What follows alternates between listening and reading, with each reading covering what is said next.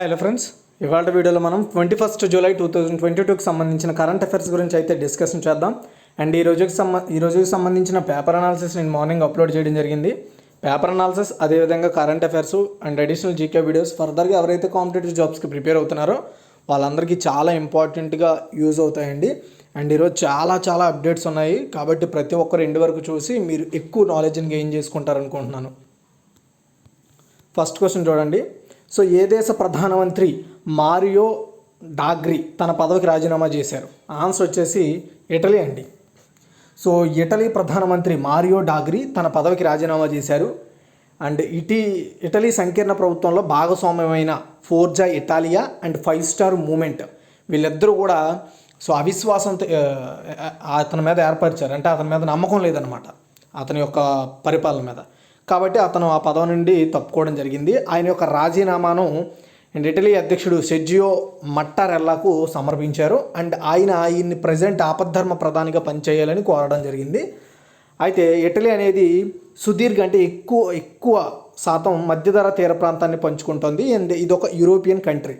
And Italy గురించి చూసుకుంటే రాజధాని రోమ్, కరెన్సీ యూరో. తర్వాత సెకండ్ వన్ అండి, భారతదేశ తొలి గిరిజన మహిళా రాష్ట్రపతిగా ఎవరు ఎన్నికయ్యారు? లేదా 15వ భారత రాష్ట్రపతి అని కూడా అడగవచ్చు క్వశ్చన్. ఓకే, ఆన్సర్ వచ్చేసి ద్రౌపది ముర్ము అండి. భారత రాష్ట్రపతి ఎన్నికల్లో ద్రౌపది ముర్ము ఘన విజయం సాధించారు. 15వ రాష్ట్రపతిగా ఆమె ఎన్నికయ్యారు. అండ్ భారత రాష్ట్రపతి పదవిని చేపట్టిన తొలి గిరిజన మహిళగా ఆమె చరిత్ర సృష్టించారండి. దేశ అత్యున్నత పీఠాన్ని అధిరోహించిన రెండో మహిళగా ద్రౌపది ముర్ముగా నిలిచారు. ఎన్డీఏ అభ్యర్థిగా ఆమె ఎన్నికల్లో నిలవడం జరిగింది. అదేవిధంగా ఆమెకు ఆపోజిట్గా ప్రత్యర్థిగా యశ్వంత్ సిన్హాపై ఆమె భారీ మెజారిటీతో గెలవడం జరిగిందండి. ఈమె చీఫ్ జస్టిస్ ఎవరైతే ఉన్నారో సుప్రీంకోర్టుకి, అతని యొక్క నేతృత్వంలో ఆమె తన పదవిని అయితే ప్రమాణ స్వీకారం చేస్తారు. తర్వాత థర్డ్ వన్, 2022లో అంతర్జాతీయ నేరాలపై ఏషియన్ భారతదేశం మధ్య ఎన్నవ సమావేశం జరిగింది? ఓకే, ఆన్సర్ వచ్చేసి 9 అండి. అంతర్జాతీయ నేరాలపై అంటే ఇంటర్నేషనల్ క్రైమ్స్ మీద 9వ ఆసియన్ అండ్ భారత సీనియర్ అధికారుల సమావేశం వర్చువల్ మోడ్లో జరిగింది. రెండు పక్షాలు సంబంధించి అంటే ఏషియన్ అండ్ భారతదేశానికి సంబంధించిన ప్రతినిధులు సో తీవ్రవాదం లైక్ ఉగ్రవాదం, అక్రమ మాదక ద్రవ్యాలు రవాణా, వ్యక్తుల అక్రమ రవాణా, ఇంటర్నేషనల్కి సంబంధించిన ఫైనాన్షియల్ క్రైమ్స్, సైబర్ క్రైమ్స్ వీటి మీద చర్చించుకున్నారనమాట. వీటిని అరికట్టడానికి ఏషియన్ అండ్ భారతదేశం కలిసి పనిచేస్తాయి ఫ్యూచర్లో. అండ్ ఈ సంప్రదింపులకు మన దేశం నుండి విదేశాంగ మంత్రిత్వ శాఖ జాయింట్ సెక్రటరీ మహావీర్ సింఘ్వి అధ్యక్షత వహించారండి. అండ్ అంతర్జాతీయ నేరాలపై 10వ ఏషియన్ ఇండియా SOMTC కన్సల్టేషన్ 2023లో ఇండోనేషియాలో జరుగుతుంది. అంటే ఇప్పుడు 9th మీటింగ్ వచ్చేసి జరిగింది కదండి ఇప్పుడు. అండ్ నెక్స్ట్ 10th వచ్చేసి ఇండోనేషియాలో జరుగుతుంది. అండ్ ఏషియన్ అంటే association of south east Asian nations. And ఇది ఆగ్నేయాసియా దేశాలకి ఇది ఒక సంఘం లాంటిది అనమాట. ఇది ఆగ్నేయాసియా దేశాల్లోని 10 సభ్య దేశాలతో కూడిన రాజకీయ ఆర్థిక సంఘం. ఇది ప్రభుత్వాల మధ్య సహకారాన్ని ప్రోత్సహిస్తుంది అండ్ ఈజీ చేస్తుంది. ఏషియన్ 10 ఆగ్నేయాసియా దేశాలైన Brunei, Cambodia, Indonesia, Laos, Malaysia, Myanmar, Philippines, Singapore, Thailand, వియత్నాంలతో పనిచేస్తుంది.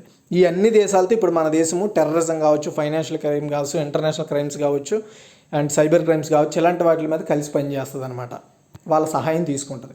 So association of south east Asian nations గురించి చూసుకుంటే దీన్ని 8th ఆగస్ట్ 1967లో ఏర్పాటు చేశారు, బ్యాంకాక్, థాయిలాండ్. దీని హెడ్ ఆఫీస్ వచ్చేసి జకర్తా, ఇండోనేషియాలో ఉంది. తర్వాత 4, కాలిడోస్కోపిక్ మైగ్రేటరీ మోనార్క్. ఈ సీతాకోక చిలక ప్రపంచ అంతరించిపోతున్న జాతుల జాబితాలో చేరింది. ఇది ఏ అడవుల్లో కనిపిస్తుంది? దీని పేరండి కాలిడోస్కోపిక్ మైగ్రేటరీ మోనార్క్. ఇది ఒక సీతాకోక చిలక. ఆన్సర్ వచ్చేసి ఉత్తర అమెరికా అడవుల్లో ఉంటుందండి. కాలిడోస్కోపిక్ మైగ్రేటరీ మోనార్క్ సీతాకోక చిలక ప్రపంచంలోనే అంతరించిపోతున్న జాతుల జాబితాలో చేర్చబడింది. సో ఇది అయితే దీనిని international union for conservation of nature దాని యొక్క రెడ్ లిస్ట్లో దీన్ని చేర్చారనమాట. ఓకేనా, అంటే ఇది మన మొత్తం ప్రపంచం మొత్తానికి మన ప్రపంచ దేశాలన్నింటికి ఇది ఒక యూనియన్ అనమాట. నేచర్కి సంబంధించిన విషయాల్ని అండ్ ఇది ఎక్కువగా అంతరించిపోతున్న విషయాల గురించి రిపోర్ట్స్, స్టడీసు, నివేదికలు, లిస్టులు తయారు చేస్తుంది. 1990లో మిలియన్ల సంఖ్యలో ఉన్న సీతాకోక చిలుక జనాభా అప్పటి నుండి 85% కంటే ఎక్కువ తగ్గిపోయిందంట. శాస్త్రవేత్తలు అంచనా వేస్తున్నారు ఈ విషయాన్ని. ఇవి ఎక్కువగా ఉత్తర అమెరికా అడవుల్లో కనిపిస్తూ ఉంటాయి. ఇవి ఎక్కువగా కెనడా నుండి అలాంటి ఇట్లు వలసలు వచ్చేసి అక్కడ ఆ చుట్టుపక్కల ప్రాంతాల్లో తిరుగుతాయి. Next 5th one, India innovation index 2021లో ఏ రాష్ట్రం టాప్లో ఉంది లేదా అగ్రస్థానంలో ఉందంటే కర్ణాటక అండి. చూడండి, కర్ణాటక, మణిపూర్, చండీగఢ్లు నీతి ఆయోగ్ యొక్క ఇండియా ఇన్నోవేషన్ ఇండెక్స్ మూడవ ఎడిషన్ని 2021లో రిలీజ్ చేశారు. అది గుర్తుపెట్టుకోండి. ఇందులో టాప్లో ఉన్నాయి. నీతి ఆయోగ్ సభ్యుడు doctor V K Saraswat, CEO Parameswaran Iyer, senior adviser Neeraj Sinha సమక్షంలో నీతి ఆయోగ్ వైస్ చైర్మన్ సుమన్ బేరీ ఈ ఇండియా ఇన్నోవేషన్ ఇండెక్స్ 2021ని రిలీజ్ చేశారు. ఫస్ట్ ఎడిషన్ వచ్చేసి అక్టోబర్ 2019, సెకండ్ ఎడిషన్ వచ్చేసి జనవరి 2021 అండ్ థర్డ్ ఎడిషన్ వచ్చేసి ఇప్పుడు రిలీజ్ చేశారు. మేజర్ స్టేట్స్ విభాగంలో కర్ణాటక టాప్లో ఉండగా north east and hill states విభాగంలో మణిపూర్ టాప్లో ఉంది. కేంద్రపాలిత ప్రాంతాల్లో చూసుకుంటే చండీగఢ్ టాప్లో ఉంది. ఈ నివేదిక ప్రకారం ఎఫ్డిఐని ఆకర్షించడంలో అండ్ పెద్ద సంఖ్యలో వెంచర్ క్యాపిటల్ ఒప్పందాలను ఆకర్షించడంలో కర్ణాటక టాప్ స్కోర్ చేయగలిగింది. భారత ప్రభుత్వం ఆలోచన శక్తిని నీతి ఆయోగ్ మరియు పోటీతత్వ సంస్థ ఇండియా ఇన్నోవేషన్ ఇండెక్స్ అనేది దేశం యొక్క ఆవిష్కర్తలకు అవకాశాలు కల్పించడంలో కావచ్చు, వాటిని డెవలప్ చేయడంలో సాధన చేస్తున్న రాష్ట్రాలకి ర్యాంకింగ్స్ ఇస్తారండి. ఓకేనా? దీని ద్వారా ఒక రాష్ట్రంతో ఒక రాష్ట్రానికి ఒక కాంపిటేటివ్ పెరుగుతుంది. అయ్యో దానికంటే ముందు మనం ఉండాలి అనుకోవడం వల్ల డెవలప్మెంట్ స్పీడ్గా జరుగుతుందన్నమాట. ఓకేనా? మొత్తం 66 సూచికల ఆధారంగా ఈ ఇండెక్స్ని తయారు చేశారు. అండ్ ప్రధాన రాష్ట్రాల్లో top 3 first Karnataka, second Telangana, third Haryana అండి, గుర్తుపెట్టుకోండి. ఆంధ్రప్రదేశ్ వచ్చేసి 9th ప్లేస్లో ఉంది. ఇక్కడ మీకు పర్సంటేజ్ కూడా చూసుకోవచ్చు. స్కోర్ అది పర్సంటేజ్ కాదు, score. Okay, second place Telangana, 9th place Andhra. తర్వాత నార్త్ ఈస్ట్ హిల్ స్టేట్స్ చూసుకుంటే ఫస్ట్ మణిపూర్, సెకండ్ వచ్చేసి ఉత్తరాఖండ్, థర్డ్ వచ్చేసి మేఘాలయ. తర్వాత కేంద్రపాలిత ప్రాంతాలు అండ్ సిటీ స్టేట్స్ చూసుకుంటే ఫస్ట్లో చండీగఢ్, సెకండ్ ఢిల్లీ. ఓకేనా, గుర్తుపెట్టుకోండి. And Jammu and Kashmir 6th ప్లేస్లో ఉంది. లడఖ్ వచ్చేసి లాస్ట్ 9th ప్లేస్లో ఉంది. తర్వాత 6th one, Tata projects limited నూతన మేనేజింగ్ డైరెక్టర్గా ఎవరు అపాయింట్ అయ్యారు లేదా నియమితులయ్యారు? ఆన్సర్ వచ్చేసి వినాయక్ పాయ్ అండి. భారతదేశంలో అత్యంత వేగంగా డెవలప్ అవుతున్న ప్రముఖ కంపెనీల్లో టాటా ప్రాజెక్ట్స్ ఒకటి. టాటా ప్రాజెక్ట్స్ అనేది టాటా గ్రూప్లో ఒక భాగమైన కంపెనీ అనమాట. ఈ కంపెనీ 2022 జూలై 2022 నుండి దానికి కొత్త మేనేజింగ్ డైరెక్టర్గా వినాయక్ పాయ్ని అపాయింట్ చేసుకుంది. ఇంతకుముందు ఆ పదవిలో శ్రీ వినాయక్ దేశపాండే ఉండేవారు. ఆయన నుండి ఇప్పుడు వినాయక్ పాయ్ గారు బాధ్యతలు తీసుకుంటారు. అండ్ వినాయక్ పాయ్ గారికి ఇంజనీరింగ్ రిలేటెడ్ విభాగాల్లో 3 దశాబ్దాలకు పైగా అంటే 30 years ఎక్స్పీరియన్స్ కలిగిన వ్యక్తి అండి. అండ్ రీసెంట్గా టాటా ప్రాజెక్ట్స్ మన కొత్త భారత పార్లమెంట్ను కూడా కన్స్ట్రక్ట్ చేస్తుంది. దాని గురించి ఆల్రెడీ చెప్పుకున్నాం. అండ్ మన దేశానికి సంబంధించిన 3 సింహాల లోగోని సంబంధించిన విగ్రహాన్ని రీసెంట్గానే నిర్మించారు. దాన్ని ప్రధాని మోదీ గారు కూడా రిలీజ్ చేయడం జరిగింది. గుర్తుపెట్టుకోవాలి అలాంటిది. తర్వాత 7th వన్, ఎన్టీపీసీ కోసం నికర జీరో గ్రీన్ హౌస్ గ్యాస్ ఉద్గారాల రోడ్ మ్యాప్ను అభివృద్ధి చేయడానికి ఏ సంస్థతో స్టేట్మెంట్ ఆఫ్ ఇంటెంట్ను కుదుర్చుకుంది? దీన్ని SOI అంటారు. ఆన్సర్ వచ్చేసి నీతి ఆయోగ్ అండి. ఎన్టీపీసీ ప్రముఖ భారత ప్రభుత్వం కింద పనిచేసే సంస్థ. ఈ సంస్థకు సంబంధించిన ప్లాంట్లలో నికర జీరో గ్రీన్ హౌస్ గ్యాసెస్ని అలాంటి ఉద్గారాలను కంట్రోల్ చేయడానికి లేదంటే సమాన స్థితిలో ఉంచుకోవడానికి ఎలాంటి పనులు చేయాలనే దాని మీద రోడ్ మ్యాప్ డెవలప్ చేయడానికి నీతి ఆయోగ్తో వాళ్ళు స్టేట్మెంట్ ఆఫ్ ఇంటెంట్ని అయితే కుదుర్చుకోవడం జరిగింది. ఈ స్టేట్మెంట్ ఆఫ్ ఇంటెంట్ అనేది వాళ్ళకి సలహాలు సూచనలు ఇస్తూ ఉంటుంది. దేశంలో విద్యుత్ రంగాన్ని పచ్చగా మార్చే దిశగా మార్గాన్ని ఈజీ చేస్తున్న నీతి ఆయోగ్ ఆ బాధ్యత తీసుకుంది. మన దేశంలో ఈ విద్యుత్ రంగాన్ని పచ్చగా మార్చడం కోసం చాలా స్టేట్మెంట్లు, నివేదికలను, స్టడీస్ని కేంద్ర ప్రభుత్వానికి సజెస్ట్ చేస్తుంది. ఇలాంటి ఒక సంస్థతో ఎన్టీపీసీ ఒప్పందం చేసుకోవడం దానికి చాలా మంచి అవకాశం అని చెప్పాలి. ఓకే, అందుకే వాళ్ళతో కలిసి పనిచేయబోతుంది. అండ్ నీతి ఆయోగ్ 2070 నాటికి నికర జీరో కార్బన్ ఉద్గారాలను సాధించడానికి కొత్త వేస్ని తయారు చేస్తుంది. తర్వాత 8, ఫార్మా రంగ MSMEల కోసం కేంద్ర ప్రభుత్వం ఎన్ని పథకాలను ప్రారంభించింది? చాలా ఇంపార్టెంట్ అండి. ఆన్సర్ వచ్చేసి కొత్తగా 3 పథకాలను ఈరోజు స్టార్ట్ చేసింది. ఫార్మాస్యూటికల్ రంగంలో ఏవైతే సూక్ష్మ, చిన్న, మధ్యతరహా పరిశ్రమలు ఉంటాయో, MSME కంపెనీలు ఏవైతే ఉంటాయో ఫార్మాస్యూటికల్స్ రంగంలో, అలాంటి వాటిని డెవలప్ చేయడానికి ఈరోజు 3 కొత్త పథకాలని సెంట్రల్ గవర్నమెంట్ స్టార్ట్ చేసింది. ఈ పథకాలని కేంద్ర ఆరోగ్య మంత్రి మన్సుఖ్ మాండవీయ గారు స్టార్ట్ చేయడం జరిగిందండి. ఇప్పుడు ఈ స్టార్ట్ చేసిన కొత్త పథకాలన్నీ కూడా ఫార్మా కంపెనీకి అన్ని విధాలుగా సహాయం చేస్తాయని చెప్తున్నారు. అందులో ఫస్ట్దిగా చూసుకుంటే ఈ పర్టికులర్గా ఈ రసాయనాలు మరియు ఎరువుల మంత్రిత్వ శాఖ స్ట్రెంథనింగ్ ఫార్మాస్యూటికల్ ఇండస్ట్రీ బ్యానర్ కింద ఈ 3 పథకాలని తయారు చేసింది. ఎవరండి? రసాయన మరియు ఎరువుల మంత్రిత్వ శాఖ వీటిని తయారు చేసింది. ప్రారంభించింది కేంద్ర ఆరోగ్య మంత్రిత్వ శాఖ మన్సుఖ్ మాండవీయ. అయితే ఆ 3 పథకాలు ఏంటనేది చూసుకుంటే ఫార్మాస్యూటికల్ టెక్నాలజీ అసిస్టెన్స్ స్కీమ్, దీన్ని PTUAS అంటారు. ఈ స్కీము ఫార్మాస్యూటికల్ MSMEలు ఎవరైతే ఉంటారో వాళ్ళకి టెక్నాలజీని అప్గ్రేడ్ చేయడానికి, ఎప్పటికప్పుడు వాళ్ళ యొక్క ట్రాక్ అండ్ రికార్డ్ చేయడానికి ఈజీ చేస్తుంది. ఈ పథకంలో గరిష్ట పరిమితి 10 కోట్ల వరకు రుణాలపై 10% మూలధన రాయితీని కూడా ఇస్తుంది వాటికి. సో కనిష్టంగా 3 ఏళ్ళు చెల్లింపు వ్యవధి ఉంటుంది, లేదా 5% వరకు వడ్డీ రాయితీ కూడా ఇస్తారు. Next pharma industries to common facility scheme, దీన్ని APICF అంటారు. ఇది నిరంతర వృద్ధి కోసం, అంటే కంటిన్యూగా డెవలప్మెంట్ కోసం ప్రస్తుత ఫార్మాస్యూటికల్ క్లస్టర్స్ ఏవైతే ఉంటాయో, క్లస్టర్స్ అంటే ఒక సముదాయం, ఫార్మా కంపెనీస్ ఉండే ఒక సముదాయం, అక్కడ ఆ సామర్థ్యాన్ని ఇంకొంత బలోపేతం చేస్తుంది. ఇది ఆమోదించబడిన ప్రాజెక్ట్ వ్యయంలో 70 లేదా 20 కోట్లు, ఏదో తక్కువైతే అది సహాయం కింద వాటికి అందజేయడం జరుగుతుందన్నమాట ప్రభుత్వం నుండి. Next pharmaceutical and medical devices promotion and development scheme, దీన్ని PMPDS అంటారు. ఇది భారతీయ ఫార్మా అండ్ మెడికల్ డివైజ్ ఇండస్ట్రీకి బాగా ఉపయోగపడే అధ్యయనాలను, నివేదికలను తయారు చేస్తుంది. ఈ పథకం ఫార్మా అండ్ వైద్య పరికరాల రంగాల డేటాబేస్ను రూపొందించి దాని ద్వారా మన దేశంలో ఆ పర్టికులర్ ఫార్మా రంగంలో డెవలప్మెంట్స్ కోసం ప్రభుత్వం అయితే సహాయం చేయడానికి అంచనాలు వేయగలుగుతుందన్నమాట. అది 3 స్కీములు గుర్తుపెట్టుకోండి. నెక్స్ట్ 9 హెన్లీ పాస్పోర్ట్ ఇండెక్స్ 2022లో భారతదేశం ర్యాంక్ ఎంత? ఆల్రెడీ నేను దీని గురించి మార్నింగ్ పేపర్ అనాలిసిస్లో చెప్పేశాను. కాకపోతే మళ్ళీ చాలామంది చూడట్లేదు పేపర్ అనాలిసిస్, అందుకని అక్కడ మళ్ళీ చెప్పడం జరుగుతుంది. ఆన్సర్ వచ్చేసి 87th ప్లేస్లో ఉందండి.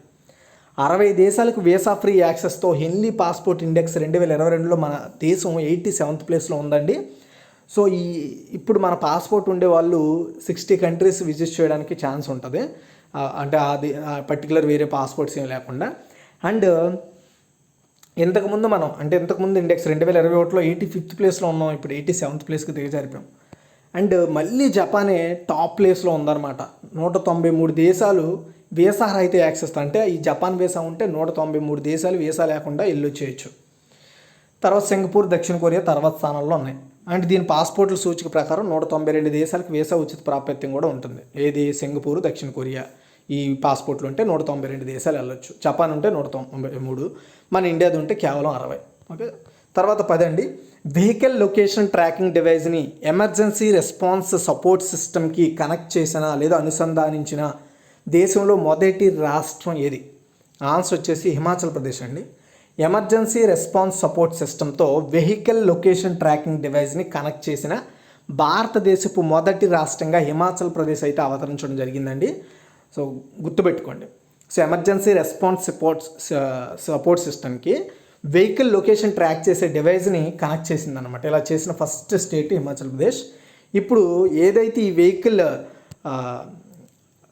లొకేషన్ ట్రాకింగ్ డివైజ్ ఉందో, దీంతో కూడిన అన్ని నమోదిత వాణిజ్య వాహనాలు ఈ ERSSతో అనుసంధానించబడతాయి. ఈ మెకానిజం ద్వారా ఎక్కడి నుంచైనా వెహికల్స్ ఎక్కడ ఉన్నాయనేది ట్రాక్ చేయొచ్చు. ఓకే, అండ్ పర్టికులర్గా హిమాచల్ ప్రదేశ్ ప్రభుత్వం ఈ నిర్ణయం తీసుకోవడానికి కారణం ఏంటంటే అక్కడ ఎక్కువగా వరదలు, వానలు వస్తూ ఉంటాయి. అక్కడ ఏదైనా వెహికల్స్ చిక్కుకున్నాయి అనుకోండి, అవి ఎక్కడున్నాయో ఐడెంటిఫై చేయొచ్చు అనమాట ఇలాంటి వాటి ద్వారా. తర్వాత 11 స్వదేశీ నేత కార్మికులకు సాధికారత కల్పించేందుకు స్వనిర్భర్ నారీ అనే ఒక పథకాన్ని ఏ రాష్ట్ర ప్రభుత్వం ప్రారంభించింది? ఆన్సర్ వచ్చి అస్సాం అండి. ఆన్సర్ చూడండి, అస్సాం ముఖ్యమంత్రి హిమంత బిశ్వ శర్మ అస్సాంలోని గౌహతిలో స్వదేశీ నేత కార్మికులకు సాధికారత కల్పించడం కోసం స్వనిర్భర్ నారీ అనే పథకాన్ని స్టార్ట్ చేశారు. ఈ పథకం కింద రాష్ట్ర ప్రభుత్వం స్వదేశీ నేత కార్మికుల నుండి నేరుగా వెబ్ పోర్టల్ ద్వారా చేనేత వస్తువులను కొనుగోలు చేస్తుంది. ప్రత్యేకమైన చేనేత ఉత్పత్తి అయిన అస్సామీ గమోసా, అంటే సాంప్రదాయ కండువా లేదా టవల్ అనమాట, దీనిని దేశవ్యాప్తంగా ప్రచారం చేయాలని ప్రభుత్వం చేనేత అండ్ జౌలీ శాఖను కోరడం జరిగింది. ఓకే, అండ్ పర్టికులర్గా ఈ స్కీమ్ దానికి యూజ్ అవుతుంది. తర్వాత 12 వివా ఎంగేజ్ యాప్ను ఏ కంపెనీ ప్రారంభించిందంటే మైక్రోసాఫ్ట్ అండి. Microsoft work place social app, దాని పేరు వివా ఎంగేజ్, దీన్ని స్టార్ట్ చేసిందనమాట. ఈ యాప్ పర్సనల్గా మనకి చాలా యూజ్ అవుతుందని చెప్పొచ్చు. కమ్యూనిటీని కనెక్షన్ నిర్మించడంలో సహాయపడే ఒక కొత్త యాప్ అనమాట.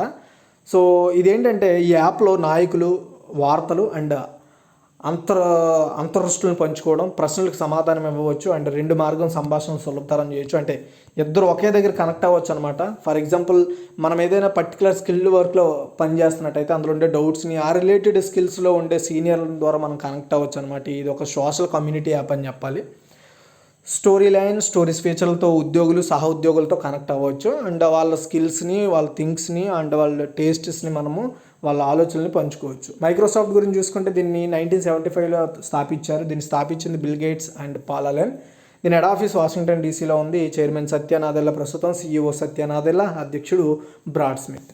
తర్వాత 13 అండి, తాజా ఫిక్కీ సర్వే ప్రకారం ఫైనాన్షియల్ ఇయర్ 2022-23లో భారతీయ ఆర్థిక వ్యవస్థ ఎంత మేర విస్తరిస్తుందని అంచనా. ఆన్సర్ వచ్చేసి 7% అండి. చూడండి, federation of Indian chambers of commerce and industry, దీన్నే ఫిక్కీ అంటాము, తన త్రైమాసిక సర్వేను జూలై 20, 2022 రిలీజ్ చేసిందంటే నిన్న. అండ్ ఉక్రెయిన్ యుద్ధం ద్రవ్యోల్బణాన్ని అధికం చేసి వినియోగదారుల డిమాండ్ని తగ్గించే అవకాశం ఉందని ఫిక్కీ సర్వే చెప్తోంది. ఈ సర్వే 2022-23కి సంబంధించి రిలీజ్ చేశారు. దీన్ని మన భారత వృద్ధి అంచనాను 7% తగ్గించింది. ఇంతకుముందు 7.4%గా ఉండేది అండ్ RBI అంచనా 7.2%గా ఉంది. ఇప్పుడు దాన్ని ఏకంగా ఫిక్కీ 7కి తగ్గించింది. చూడాలి ఏమవుతుందో. తర్వాత 14, Ookla speed test global index ప్రకారం మొబైల్ స్పీడ్ ఇండెక్స్ 2022లో భారతదేశం ర్యాంక్ ఎంత. ఆన్సర్ వచ్చేసి 2 వర్స్ట్ అండి. 2 వర్స్ట్ 118. ఓక్లా అనమాట. ఓక్లా రిపోర్ట్ చాలా ఇంపార్టెంట్ ఇంటర్నెట్ పరంగా అండ్ మీకు ఫ్యూచర్లో ఇవే క్వశ్చన్లు అడుగుతాడు, ఇంతకుముందు అడిగాడు కూడా. అయితే ఓక్లా యొక్క స్పీడ్ టెస్ట్ గ్లోబల్ ఇండెక్స్ జూన్కి సంబంధించిన ర్యాంక్స్, అంటే జూన్ వరకు వాళ్ళ దగ్గర ఉన్న ర్యాంకింగ్స్ ప్రకారము మన దేశము 118వ స్థానంలో ఉందండి. ఓకే, అండ్ నార్వే టాప్లో ఉంది. మొత్తం గ్లోబల్ మీడియా మొబైల్ స్పీడ్లలో నార్వే టాప్ 1లో ఉంది. అయితే చిలీ, సింగపూర్ నుండి నెంబర్ 1 స్థానాన్ని తిరిగి పొందింది. అండ్ ఇది మొత్తం గ్లోబల్ ఫిండ్, అంటే ఇంతకుముందు ఆ ప్లేస్లో చిలీ, సింగపూర్ ఉండేవారు, ఇప్పుడు అది నార్వే తీసుకుంది. అండ్ ఇది మొత్తం గ్లోబల్ ఫిక్స్డ్ బ్రాడ్బ్యాండ్లో నెంబర్ 2 స్థానంలో నిలిచిందండి. ఓక్లా యొక్క ఇండెక్స్ ప్రతి నెల ప్రపంచవ్యాప్తంగా ఉన్న స్పీడ్ టెస్ట్ డేటాను పోలుస్తుంది. అండ్ దాన్ని మనము కావాలంటే 6 మంత్స్కి ఒకసారి చూడవచ్చు, లేదా 1 ఇయర్కి ఒకసారి చూసుకోవచ్చు. తర్వాత అందుకే నేను 6 మంత్స్ చెప్తున్నా. 6 మంత్స్లో మన దేశం 118వ స్థానంలో ఉంది. తర్వాత 15, ప్రపంచంలోనే అతిపెద్ద మగ జైంట్ పాండా 35 ఏళ్ళ వయసులో ఏ ప్రాంతంలో మరణించిందంటే హాంకాంగ్ అండి. సో అతి పురాతన మగ జైంట్ పాండా హెల్త్ ఇష్యూస్ వల్ల హాంకాంగ్ థీమ్ పార్క్లో 35 ఇయర్స్ ఏజ్లో చనిపోవడం జరిగిందండి. సో హాంకాంగ్ అనేది చైనాకు సంబంధించిన అడ్మినిస్ట్రేషన్ ఏరియాగా చెప్పొచ్చు.